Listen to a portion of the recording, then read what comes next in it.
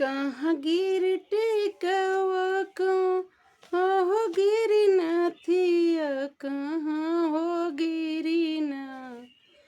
हो कहाँ हो गिरी ना हमरे यार का निशानिया कहाँ हो गिरी ना हो कहाँ हो गिरी ना के हो पॉइंट कवा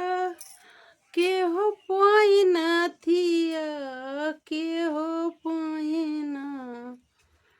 हो की के हो पोइना हमारे यार के निशानिया के हो पोइना हो की के हो पोइना सासु पॉइंट कवा ननद पोइना थिया सजनवा पोइना हो सजनवा पोइना हमारे यार का निशानिया सजनवा पोइना